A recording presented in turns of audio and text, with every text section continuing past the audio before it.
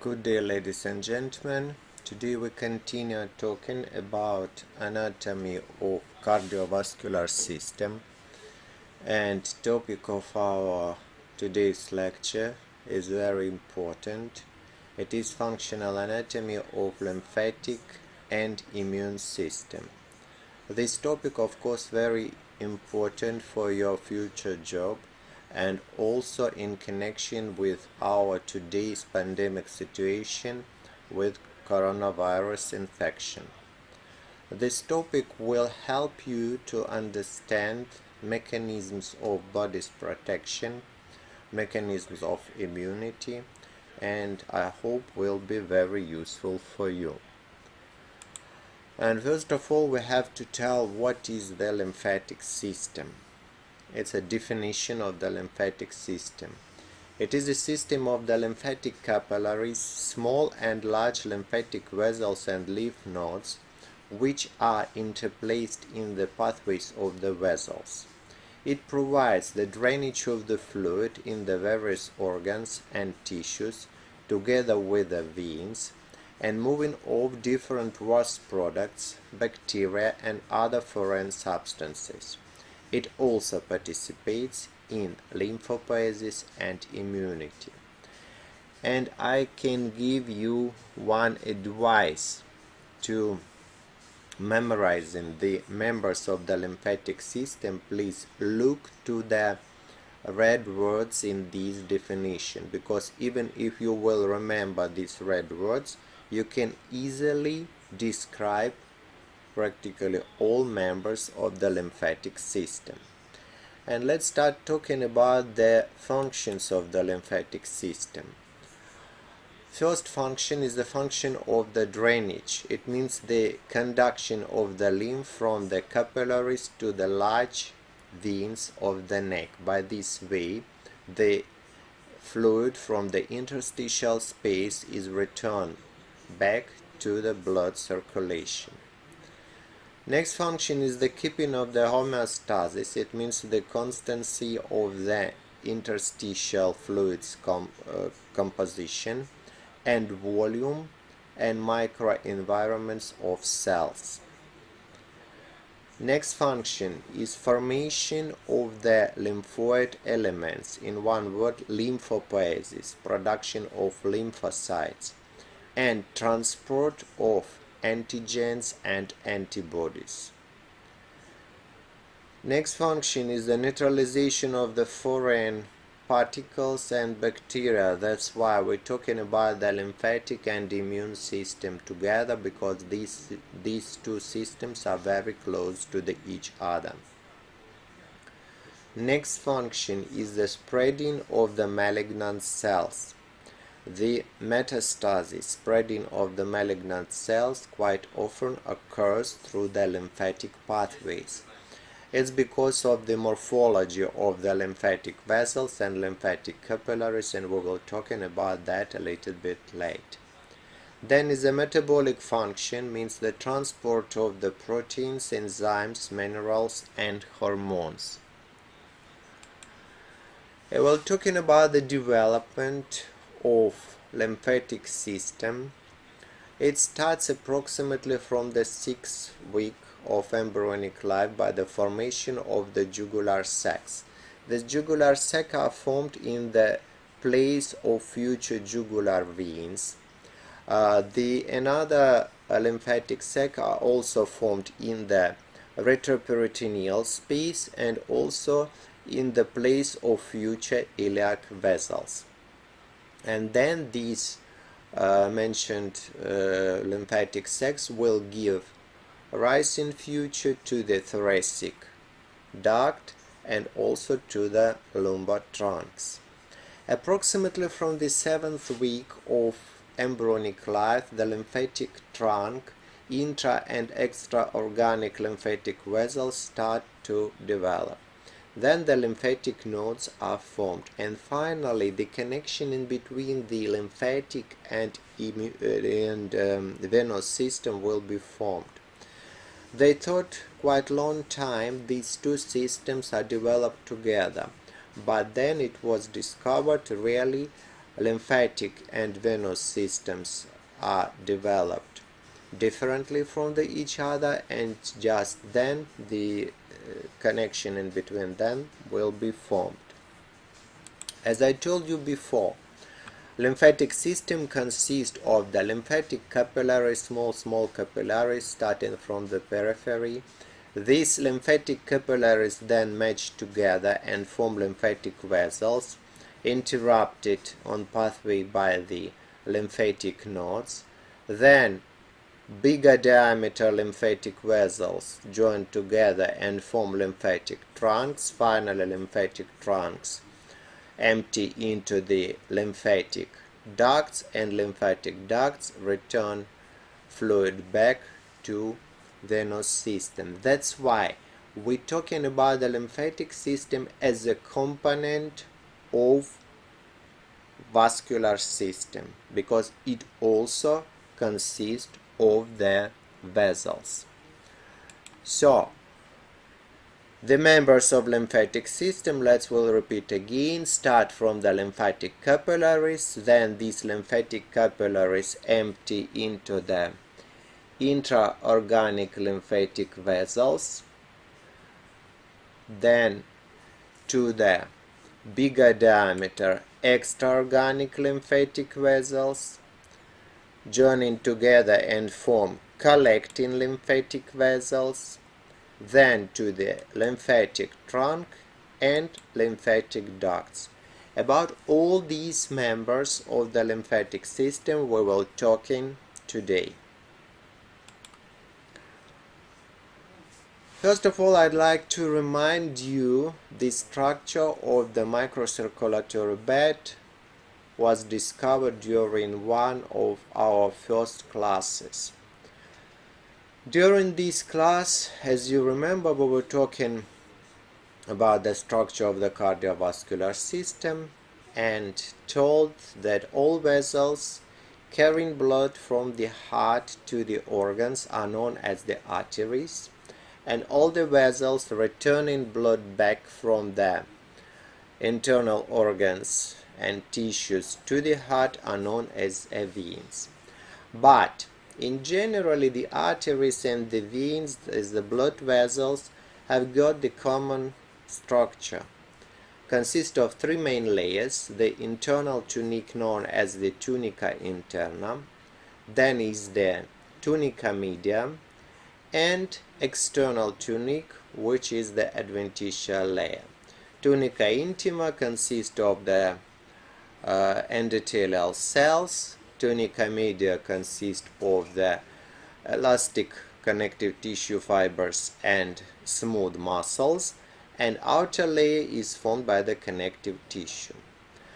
Then blood from the arteries passes to the arterioles, and arterioles giving rise to the precapillaries.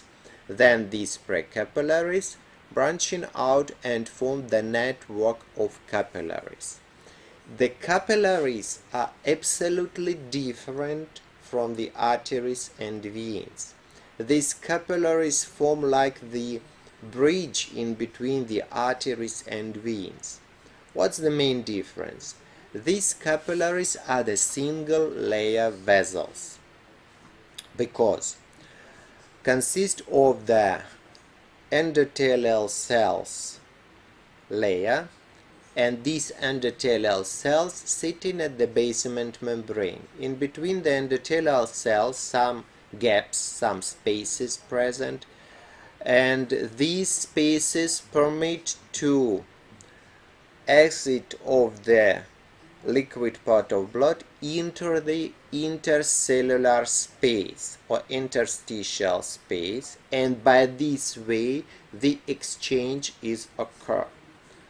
Then this liquid part of blood or interstitial fluid will return back to the venous portion of the microcirculatory bed.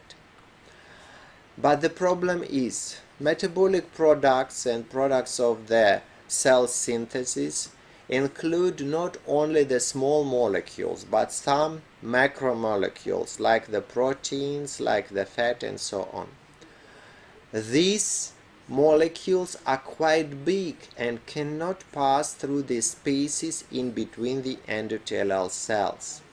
That's why should stay in the interstitial space. But it will not occur really because of presence of one more member of microcirculatory bed represented by the lymphatic capillaries. You can see this greenish structure on this chart. So, as you can see here, these lymphatic capillaries have got blind origin or one closed end, like start from nothing, not like the blood capillaries connecting the arteries with the veins, but these got one closed end. Then the diameter of the lymphatic capillaries is bigger than the diameter of the blood capillaries. And one more very important thing. The basement membrane of these lymphatic capillaries is modified and represented by the single filaments attaching to the connective tissue of interstitial space. These filaments help in regulation of the lymphatic outflow. If a lot of the fluid accumulated in the interstitial space, it causes to the tension of the filaments and increase the gaps in between the endothelial cells of lymphatic capillaries, and by this way increase the lymphatic drainage or returning back this fluid to the bloodstream. And this animation shows you how do the lymphatic capillaries act. You see here the endothelial cells and the gaps in between them increasing by the filaments attached to the endothelial cells. Then you can see the one-way valves present in the lymphatic vessels, and we will talking about it in our lecture. Here you can see how does lymphatic system act. As I told you before, everything starts in the interstitial space by the formation of lymph and outflow of it to the lymphatic capillaries. Then through the lymphatic vessels, this lymph gets to the lymphatic nodes, acting as the biological filters and stopping different foreign particles inside. Then lymph collected to the lymphatic trunks and through the lymphatic ducts will return back to the venous system in the blood circulation. This microphotograph shows you structure of the lymphatic vessel, and you can tell we saw different videos of surgery in different organs. We saw the dissection videos, but during these videos we can see clearly arteries and veins but never seen lymphatic vessels. What's the matter? This the vessel. That's why, as any vessel, the wall of lymphatic vessel contains three layers: tunica intima, tunica media, and tunica externa. Tunica intima is same like in the blood vessels. It consists of the endothelial cells and it forms the folding known as the valves, one-way valve, transmitting the lymph just in one direction. The next layer is a tunica media, and this tunica media is absolutely different from the arteries and veins because it does not contain so many smooth muscular fibers. It contains just few of the smooth muscular fibers just in some places.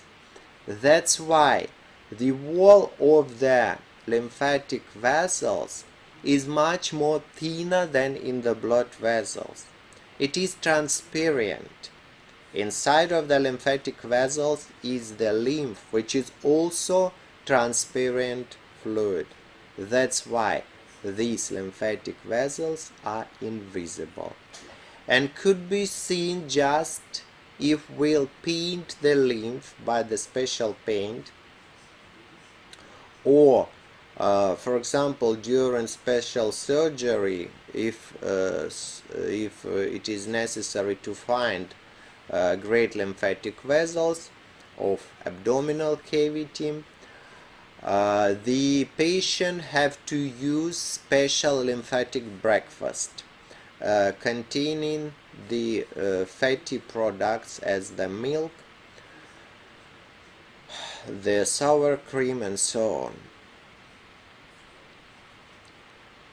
The next member of the lymphatic system is the lymphatic node. Lymphatic node is the special organ of lymphatic system. These lymphatic nodes could be different in shape, different in size. The size is variable from the 0.5 to 50 millimeters. It depends on the functional condition of the lymphatic node. In case of inflammation, it could be decreased. It also could be decrease of the metastasis, of the spreading of malignant cells and stopping it inside of the lymphatic nodes. These lymphatic nodes act as the biological filters and stop different foreign particles. It is the organ, that's why as any organ these lymphatic nodes have the hilum, where blood vessels, the artery enters and vein leaves lymphatic node. Also in the region of the hilum of the lymphatic node we can see the efferent vessels which carry out lymph from the lymphatic node. Opposite side of the lymphatic node, usually convex, contain the efferent lymphatic vessels, and it's very interesting fact, the number of the efferent vessels is usually 2 times more than the number of the efferent vessels. As most of the organs, lymphatic node is covered by the connective tissue capsule, and this connective tissue capsule gives off the septa or trabecules inside of the lymphatic nodes, dividing it into the lobules. Just deep to the capsule of the lymphatic node we can see the subcapsular sinus. Please pay your attention to the correct pronouns. It's subcapsular because it's just deep to the capsule. Because every year I'm hearing the same mistake. Quite often students confusing the subcapsular with the subscapular. I'll remind you, scapula is the bone, capsule is the outer layer of the organs, in this case the layer covering the lymphatic node. That's why the sinus is subcapsular. Next layer is formed by the cortex of the lymphatic nodes, represented by the lymphatic nodules. These lymphatic nodules contain the lymphocytes and another lymphoid tissue cells. In the center of the lymphatic node is the medulla, and it contains medullary sinus. After that, lymph moves to the hilum of the lymphatic node and through the efferent vessels, then continue its outflow. You can ask me why the lymph is moved. Because about the blood everything is clear. It moves because of the heart contraction which pumping the blood to the arteries. But why the lymph is moved? Because it does not contain any pumps. We have to remember about few mechanisms helping for passage of the lymph. And the first and most important maybe is the contraction of the skeletal muscles.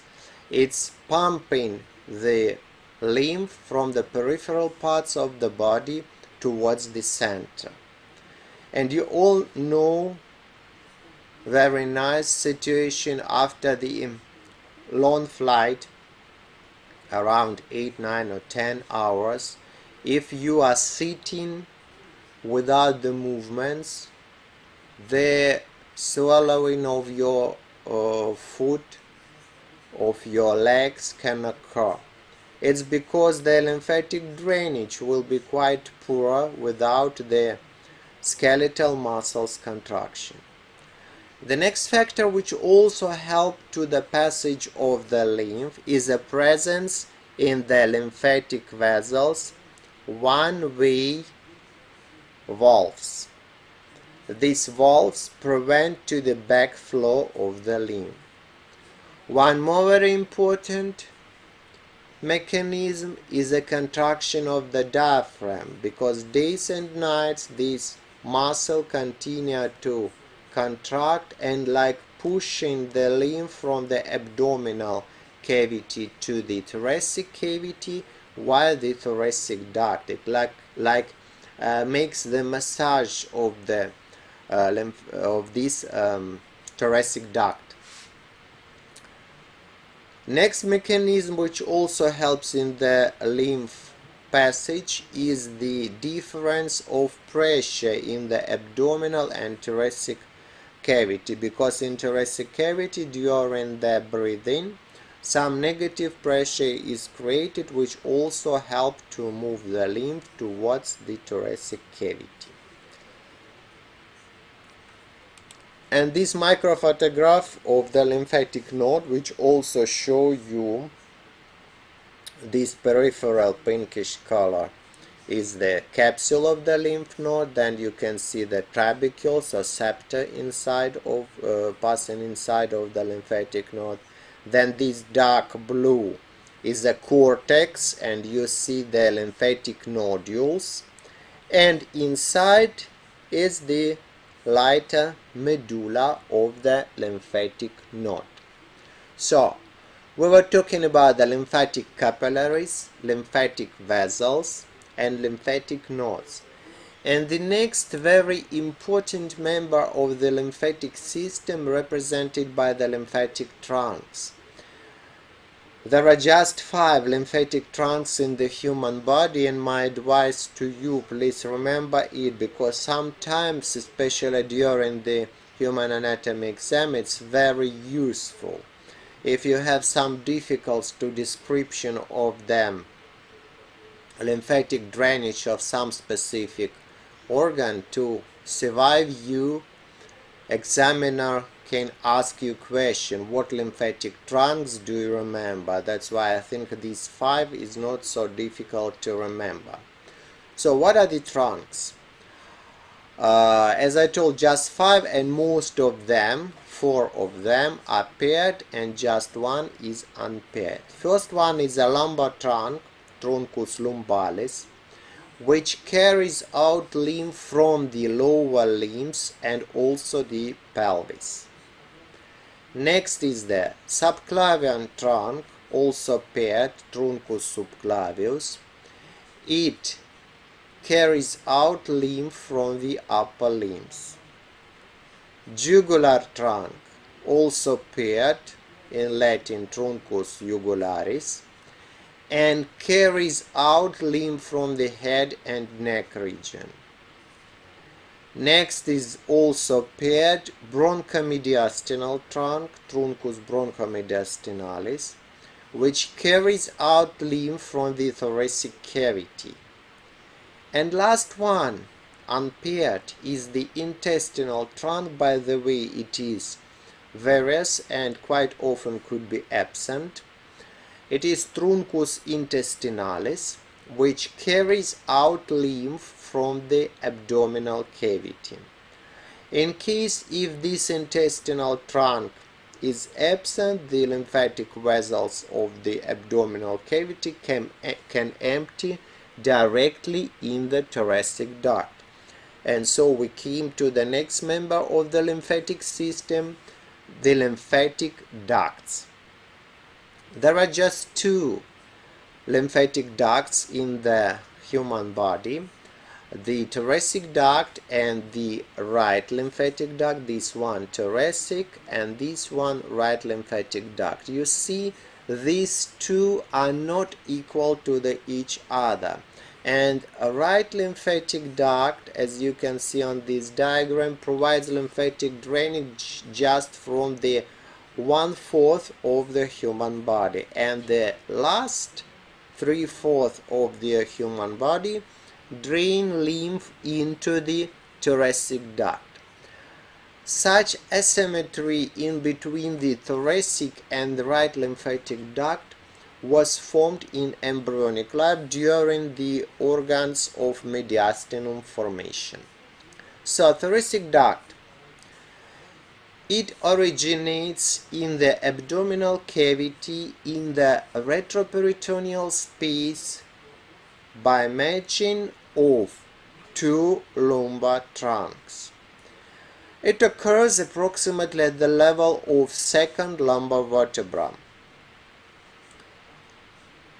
In the place of matching of these lymphatic trunks, of lumbar trunks, the expansion is formed. It is known as the cisterna chyli. After that, in the abdominal cavity, thoracic duct receives as well intestinal trunk if it is present. After that, thoracic duct rises up, piercing the diaphragm in the region of the aortic hiatus, and enters to the posterior mediastinum. Passes upwards and in the thoracic cavity receives one more tributary, which is the left bronchomediastinal trunk.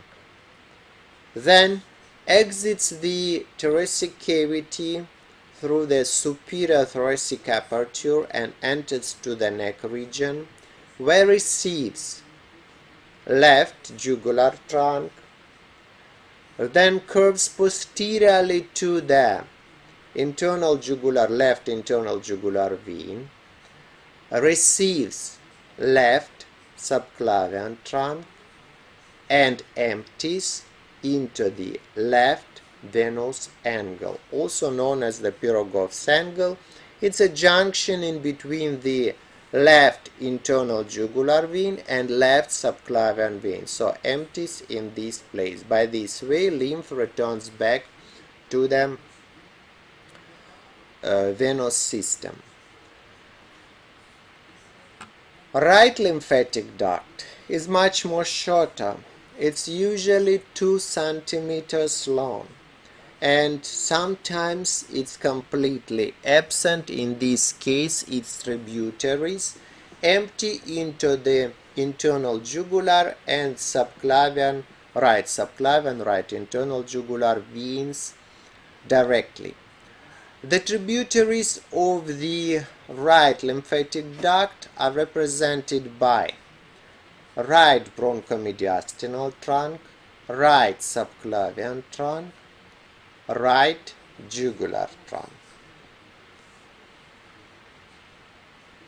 And now we'll talking about the general principles of lymphatic drainage from the different organs and regions of the human body. And we'll start with the lymphatic drainage of the head and neck. Lymphatic drainage from the region of the head starts from the lymphatic capillaries, which are forming the superficial and deep three-dimensioned networks. The superficial is located in the skin and the deep in the soft tissues of the head. Then lymph is collected to the lymphatic vessels, and lymphatic vessels transporting it into the regional lymphatic nodes. The regional lymphatic nodes for the head are represented by the occipital lymph nodes located along the pathway of the occipital artery. Then mastoid or retroauricular lymphatic nodes located posterior to the auricle. Then parotid lymph nodes, quite big group of the lymphatic nodes, and you see here on this diagram the regions of the lymphatic drainage are painted by the different color, and you can easily understand from which area this or that regional lymphatic nodes receive the lymphatic drainage. Then buccal lymphatic nodes, also known as the facial, because they are located along the pathway of the facial artery and vein. Then quite big collecting group of the lymphatic nodes represented by the submandibular lymphatic nodes and submental lymphatic nodes receiving lymph from the center of the face, from the apex of the nose, from the central parts of the lips, from the chin, also from the central incisors and related part of the gums, also from the apex of the tongue. Then from the all mentioned groups of the lymphatic nodes, lymph drains into the lymphatic nodes of the neck. These lymphatic nodes are subdivided into the superficial and deep lymphatic nodes of the neck first.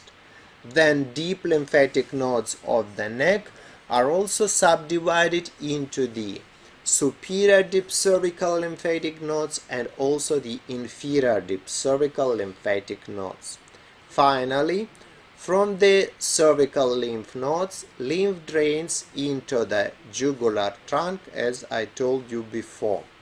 Then, depending to the side of the body, from the right jugular trunk into the right lymphatic duct, from the left jugular trunk into the thoracic lymphatic duct, and corresponding to the side to the right and left venous angle. For illustration of the lymphatic drainage of the head, I'd like to represent you lymphatic drainage of the tongue because it's quite interesting. So, lymphatic drainage of the tongue starts from the system of the lymphatic capillaries forming superficial and deep network. Superficial located in the submucous layer of the tongue, deep inside of the intrinsic muscles of the tongue. From the lymphatic capillaries, lymph drains into the lymphatic vessels and then get to the regional lymphatic nodes. From the apex of the tongue, lymph drains into the submental lymphatic nodes, as I told you before, center of the face and apex of the tongue as well, submental lymphatic nodes.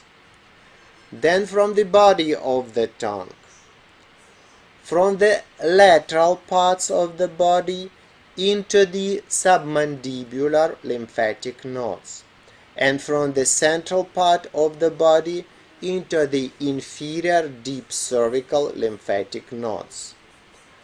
From the root of the tongue, lymph drains into the superior deep cervical lymphatic nodes, also known as the retropharyngeal lymphatic nodes. After that, into the right and left jugular trunks, and then corresponding to the sides to the right lymphatic duct or thoracic duct and corresponding venous angles. As the example of the lymphatic drainage from the neck region, let's talking about the thyroid gland. And this example can show you how important to remember about the blood supply of the organ. It's very useful to understanding of the lymphatic drainage. So thyroid gland, as you remember, located in the neck region, and it has good blood supply from two main sources. The first one is from the system of the external carotid artery via the superior thyroid artery, and the second one is from the system of subclavian artery through the thyrocervical trunk, which gives off inferior thyroid artery. Lymphatic drainage is provided by the lymphatic capillaries forming the superficial network in the superficial layer of the thyroid gland, just deep to the capsule, fibrous capsule, and the deep capillary network is formed in the parenchyma of this thyroid gland. Then through the lymphatic vessels, lymph gets to the regional lymphatic nodes. First group, superior deep cervical lymph nodes. You see the direction of superior thyroid artery, and inferior deep cervical lymph nodes, direction of inferior thyroid artery. These inferior deep cervical lymph nodes are subdivided or classified into the pretracheal lymph nodes in front of the trachea, paratracheal lymph nodes located besides of the trachea. Then lymph drains into the jugular trunk, as you remember, right and left, and then to the corresponding duct, right lymphatic duct and thoracic duct, and corresponding venous angles. Lymphatic drainage of the upper limb is also very nice developed. It starts from the capillary network in the skin and in the muscles of the upper limb. Then lymph collected to the lymphatic vessels, which carry it to the regional lymphatic nodes. And first group of the regional lymphatic nodes is represented by the cubital lymphatic nodes located in the cubital fossa. Then through the lymphatic vessels get to the second very important and very big group of the regional lymphatic nodes located in the axillary cavity and represented by 5 groups of the lymphatic nodes corresponding to the walls of the axillary cavity. What are the groups here? Pectoral group of the lymphatic node, then the humeral group of the lymphatic nodes, subscapular group of the lymphatic nodes, central group of the lymphatic nodes, and apical group of the lymphatic nodes. Then from these apical axillary lymphatic nodes, lymph drains into the subclavian trunk, and then depending to the side into the right lymphatic duct or into the thoracic lymphatic duct. Then next organ and next region, thoracic wall, and we are talking about the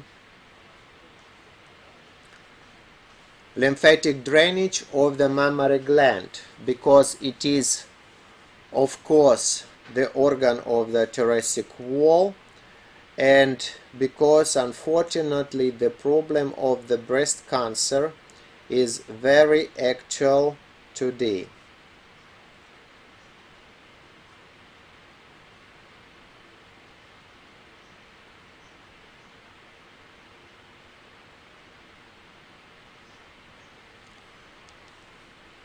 It is very important to put the diagnosis of the breast cancer as soon as possible,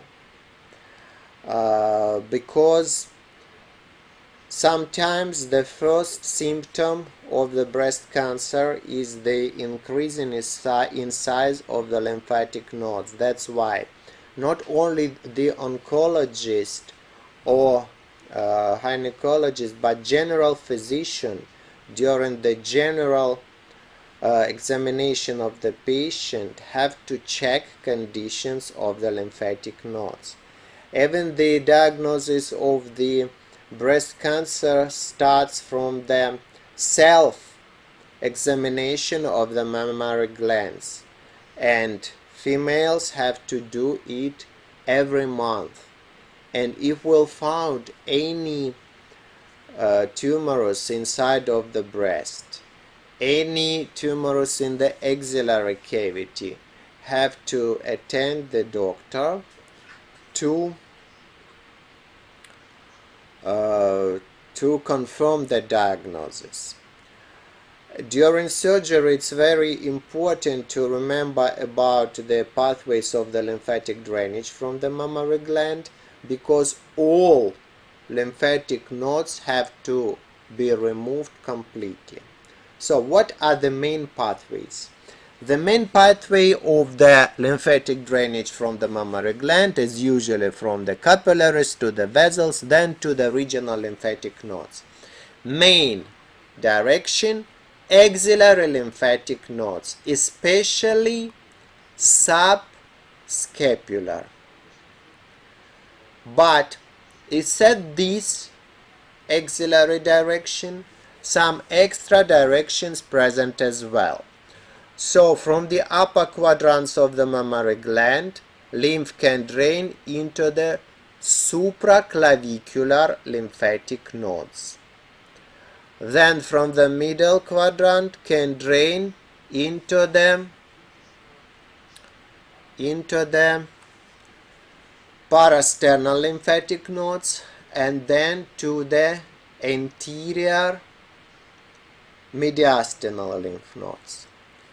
Then from the inferior quadrants of the mammary gland to the lymphatic nodes of the abdominal wall, and even from these abdominal wall lymphatic nodes to the lymphatic nodes in the superior story of peritoneal cavity. Even the cases of lymphatic drainage into the inguinal lymphatic nodes are described from the inferior quadrants of the mammary gland.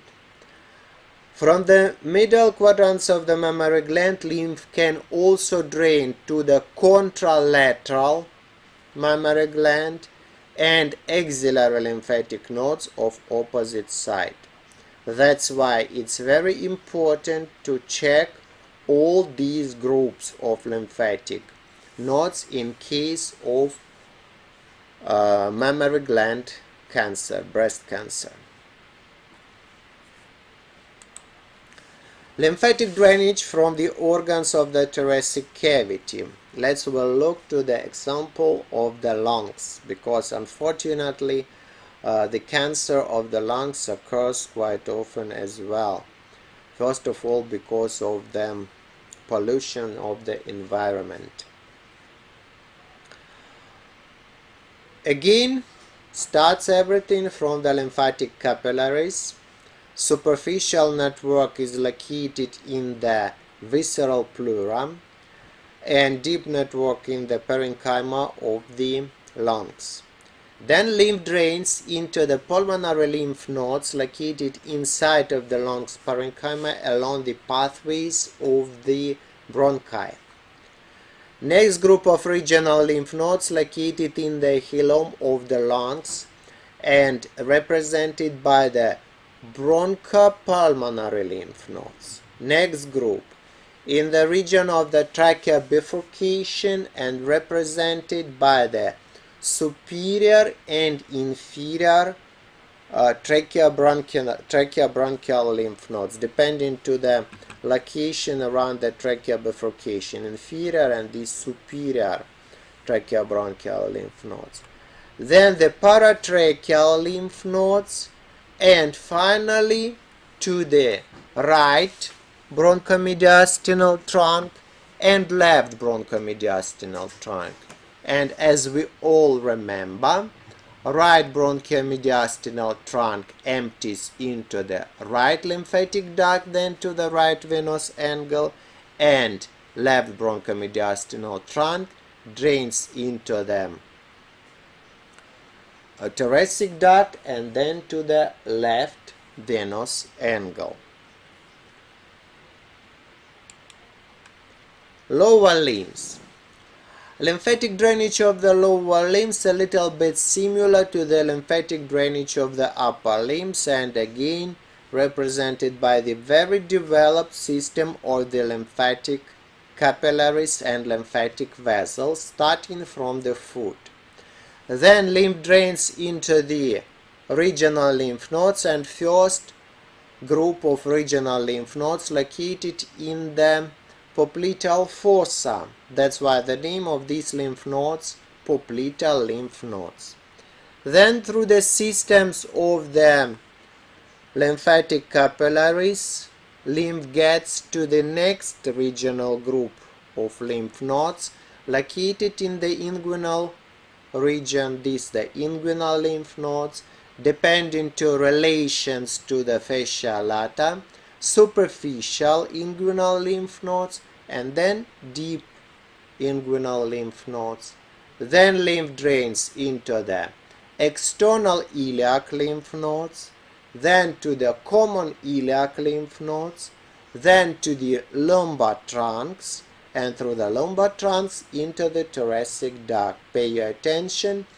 Here no differences for the right and left, because right and left lymphatic trunks match together and form thoracic duct. From the abdominal wall, lymph also drains in two directions. And maybe you remember about the blood supply of the abdominal wall. One is the superior epigastric artery, which continues from the above located internal thoracic artery, and another one is the inferior epigastric artery, which is the branch of the femoral artery in inferior direction. So the lymph will drain in these two directions, upwards to the axillary lymph nodes from the upper half of the abdominal wall, and from the lower half of the abdominal wall into the descending direction to the superficial inguinal lymphatic nodes, then to the corresponding trunks and ducts. Inside of the abdominal cavity we can distinguish following collecting groups of the lymphatic nodes.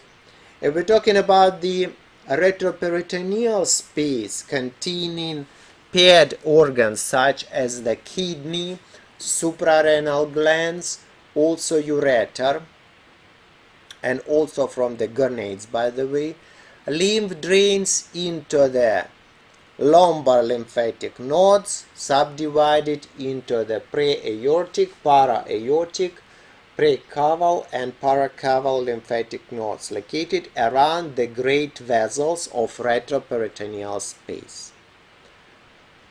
Then to the lumbar trunks, and finally to the thoracic duct. If we're talking about the organs of peritoneal cavity, which are unpaired organs of digestive system mainly, these collecting groups of the visceral lymphatic nodes are represented by the celiac lymphatic nodes located around the celiac trunk, superior mesenteric lymphatic nodes located around the superior mesenteric artery, and the inferior mesenteric lymphatic nodes located around the inferior mesenteric artery.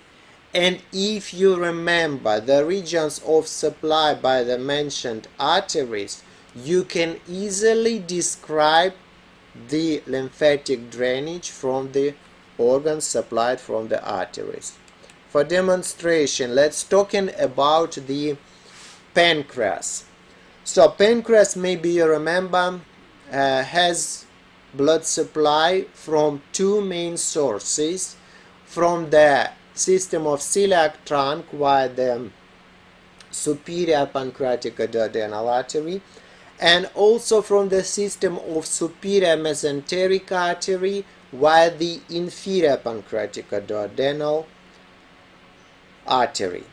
So lymphatic drainage of pancreas starts from the lymphatic capillaries, forming the network in the gland, then to the lymphatic vessels, and then to the regional lymphatic nodes. Superior pancreatic duodenal lymphatic nodes located around the corresponding artery. Inferior pancreatic duodenal lymphatic nodes located around corresponding artery. And quite important, quite big group of the lymphatic nodes located along the splenic artery. This group is represented by the pancreatosplenic lymphatic nodes. By the way, this splenic artery also gives off pancreatic branches to the pancreas. Then, from the mentioned groups of the lymphatic nodes to the celiac lymphatic nodes, and also superior mesenteric lymph nodes, then to the intestinal trunk, and finally to the thoracic duct. Very interesting and very important is the lymphatic drainage from the stomach, and also knowledges about the blood supply are very useful. As you remember, at the lesser curvature of the stomach, the anastomosis in between the left and right gastric arteries is formed, and corresponding groups of the lymphatic nodes present: left gastric lymph nodes and right gastric lymph nodes. At the greater curvature of the stomach, we can see right gastromental lymphatic nodes and left gastromental lymph nodes. You see, same like the arteries. Also prepyloric lymphatic nodes present, and maybe you remember corresponding vein carrying blood to the system of the hepatic portal vein. And posterior to the stomach, you can see mentioned in the pancreas group of the pancreatosplenic lymph nodes around the splenic artery. Then lymph is collected to the celiac lymphatic nodes, then into the intestinal trunk, thoracic duct, left venous angle. Lymphatic drainage from the large intestine. Large intestine has system of the lymphatic capillaries collecting lymph into the lymphatic vessels, and then through the lymphatic vessels lymph gets to the regional lymphatic nodes. First group of the lymph nodes sitting directly at the wall of the large intestine and represented by the epicolic lymphatic nodes. Second group is located in the place where vessels enter into the walls of the large intestine and represented by the paracolic lymphatic nodes, yellowish on this diagram. After that, next group of the lymphatic nodes are corresponding to the blood vessels, to the arteries, and represented by the iliac colic lymphatic nodes, right colic lymphatic nodes, middle colic lymphatic nodes. From these three mentioned group, lymph is collected to the collecting group around the superior mesenteric nodes, these superior arteries, superior mesenteric nodes. Then, from the left side of the large intestine, lymph drains into the left colic lymphatic nodes, then to the sigmoid lymphatic nodes and superior rectal lymphatic nodes, then to the collecting group, which is located around the inferior mesenteric artery, the inferior mesenteric lymph nodes, and then to the intestinal trunk if it is present, or directly to the thoracic duct, left venous angle. Quite interesting is the lymphatic drainage from the rectum, because maybe you remember three parts of the rectum have blood supply from the different arteries and same venous drainage to the different veins. That's why in this region some porta-caval anastomosis are formed. So from the abdominal part of rectum, lymph drains into the superior rectal lymphatic nodes, then to the inferior mesenteric nodes, then to the thoracic duct. From the ampulla or pelvic part of the rectum, lymph drains into the presacral lymph nodes, then also to the superior rectal lymph nodes, then not superior rectal, middle rectal lymph nodes, then to the internal iliac lymphatic nodes, and then to the common iliac lymph nodes, to the lumbar trunk, and to the thoracic duct. From the anal part of the lymphatic nodes, which is related to the perineum, lymph drains into the superficial inguinal lymphatic nodes, then to the external iliac lymph nodes, common iliac lymph nodes, to the lumbar trunk, and finally to the thoracic duct.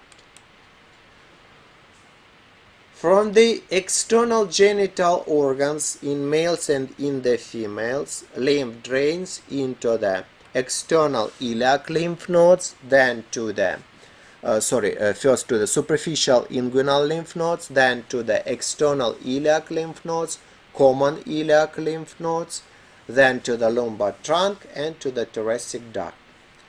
From the internal genital organs, most of the lymph drains into the system of internal iliac lymphatic nodes, then to the common iliac lymph nodes, then to the lumbar trunk, thoracic duct.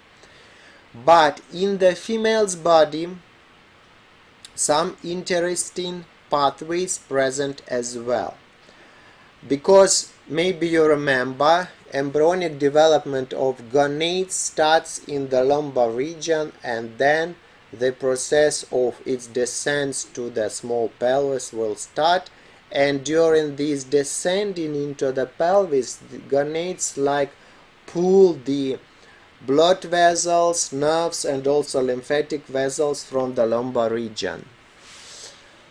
So that's why from the ovaries, lymph drains also directly to the precaval and paracaval lymph nodes, preaortic and paraortic lymph nodes, then to the lumbar trunk and thoracic duct directly. And the anastomosis between the vessels of the ovaries Also uterine tubes and angles of the uterus could be formed as well. That's why sometimes these anastomosis could be the pathways of malignant tumorous spreading.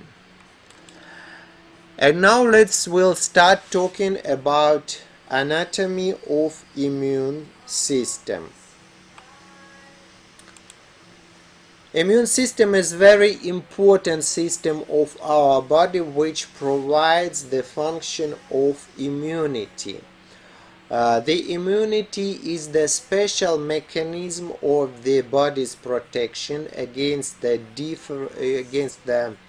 foreign genetically foreign information, genetically foreign substances, through the specific mechanism, specific reaction between the antigens and antibodies. You have to understand the difference in between the immunity and non-specific resistance. What does it mean?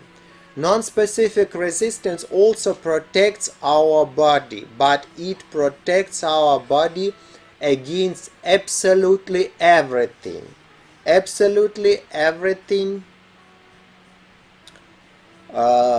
which will enter to our body. For example, if you will eating the apple or banana and will not wash your hand before, will not wash the fruit before, some bacteria will enter to your mouth, but it will not obligatory cause to infection, because some mechanism of non-specific resistance starts from the oral cavity, because the saliva contains the lysosome which have to protect us.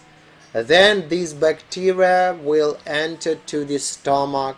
In the stomach the hydrochloric acid is produced, which is very aggressive, which have to destroy absolutely different foreign visitors of our body. And just if the level of this hydrochloric acid production is not enough, it can cause to infection. The next mechanism present in the duodenum, you know, maybe the medium of the duodenum is very aggressive because of presence of bile, because of presence of pancreatic juice. So this is the mechanism of non-specific resistance, but it does not include specific reaction in between the antigen and antibody. That's why it is not immunity. Then let's talking about the mechanisms, let's talking about the organs of the immune system. Immune system include the central and peripheral organs of immunogenesis. Please remember, central organs of immunogenesis are represented by two organs only. This is the thymus and red bone marrow. That's all. All another are the peripheral organs of immunogenesis. These peripheral include spleen, the lymphatic nodes, we were talking about it earlier. Then also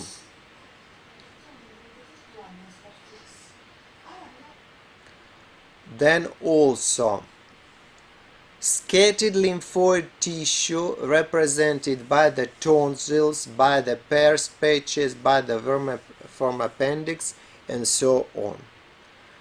Just thymus and red bone marrow are the places where the development and differentiation of the lymphocytes occur. Red bone marrow is located in the bones, in childhood in absolutely all bones, in adult just in the spongy flat bones and in the epiphysis of the long tubular bones. This red bone marrow contains polypotent stem cells giving rise to the different blood cells. It is located inside of the cells formed by the bony trabecules and limited by the bony trabecules. So bony trabecules keep the red bone marrow inside. It contains Лимфоциты – это самые маленькие polypotent белые blood кровяные cells клетки. which Они чаще всего встречаются в given rise лимфатических to органах the и костном мозге. different cells and Лимфоциты разделяются на три вида: especially. Б-лимфоциты, These Т-лимфоциты и lymphocytes is клетки костного represented мозга, by the включающие фагоциты, B-lymphocytes, which подавляющие клетки и then другие. continue Б-лимфоциты трансформируются в клетки development плазмы, чтобы inside of формировать the bone антитела, marrow. Easy to уничтожающие remember. чужеродные для тела вещества. B-lymphocytes, red bone Т-лимфоциты marrow, вступают в and непосредственную also борьбу с бактериями. T-lymphocytes. Подавляющие клетки не T-lymphocytes позволяют лимфоцитам атаковать after вещества the самого тела, таким образом development помогая in the им бороться bone именно marrow с then чужеродными will веществами. migrate to the thymus, and the differentiation into the different subclasses like the T killer cells, T suppressor cells, and the auxiliary cells will continue inside of the thymus gland.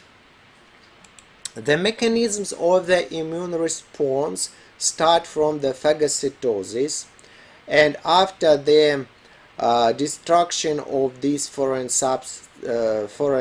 particles, they are represented on the surface of these phagocytes as the special receptors, giving rise for its recognition by the T lymphocytes. So after this process of representation, these receptors are recognized by the special cells of our body, by the T lymphocytes, and as the response of that, you see this, the foreign information enters to the cell, then it is recognized, the receptors are recognized, and here two mechanisms are possible. First, if directly T lymphocytes producing special cytotoxin and destroy the cells, and second, if it is also recognized by the another types of cells known as the B cells, and these B cells start to produce the special type of proteins known as the immunoglobulins. And here you see also the cell producing the cytokines, which involve the cells to this infected agent. So the immunoglobulins, also known as the antibodies, will help to destroy genetically foreign agents. Antigens are the genetically foreign substances, and antibodies are the immunoglobulins produced by the B cells. And you have to understand two different mechanisms of immunity present in our body and represented by the cell-mediated immunity, which is produced by the T cells because of direct contact in between these foreign particles and these cells, which producing the cytotoxins.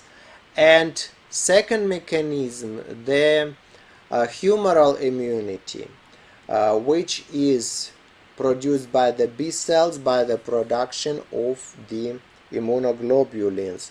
Humoral means in the fluid, because these immunoglobulins are in circulation inside of the blood and lymph of our body.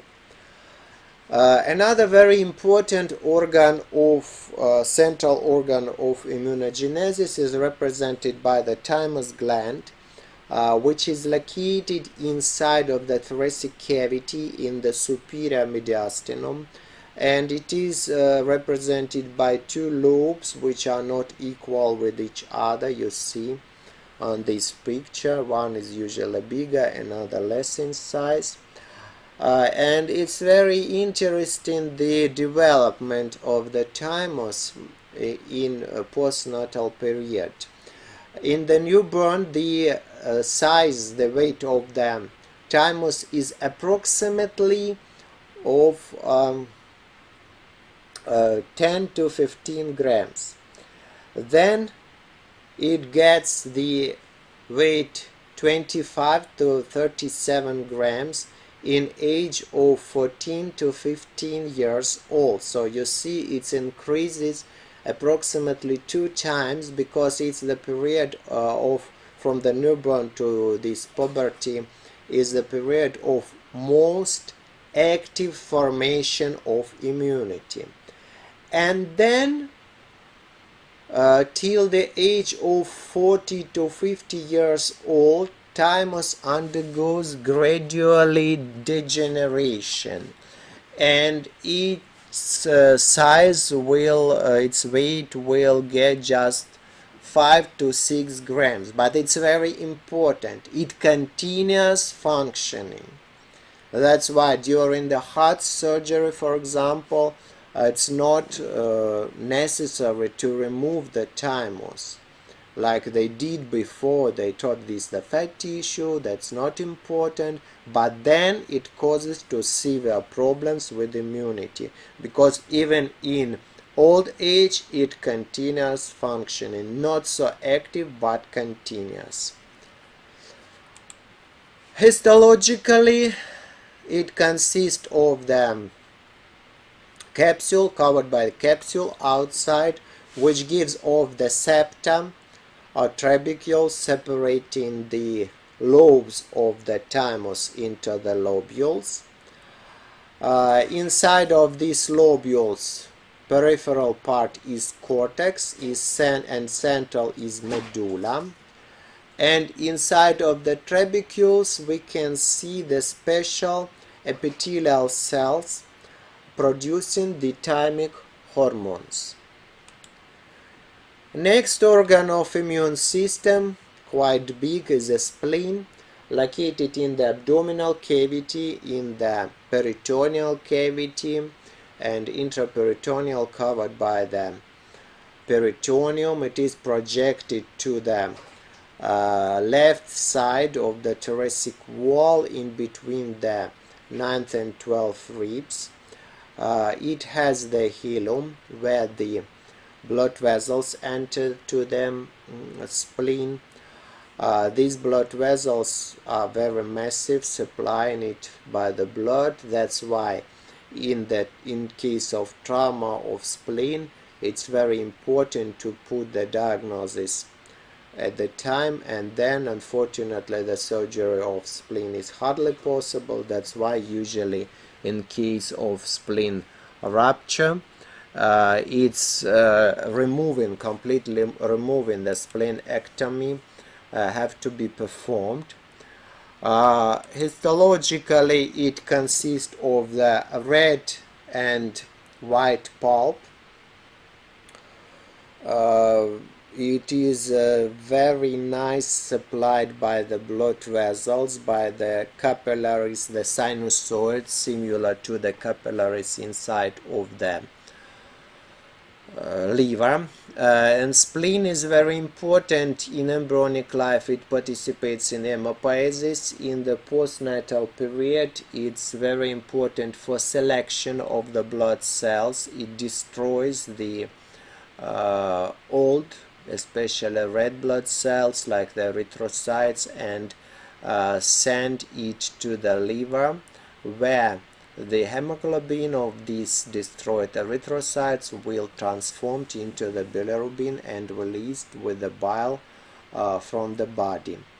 The differentiation of lymphocytes also is taking place in the white pulp of the spleen, and you can see here the lymphoid follicles.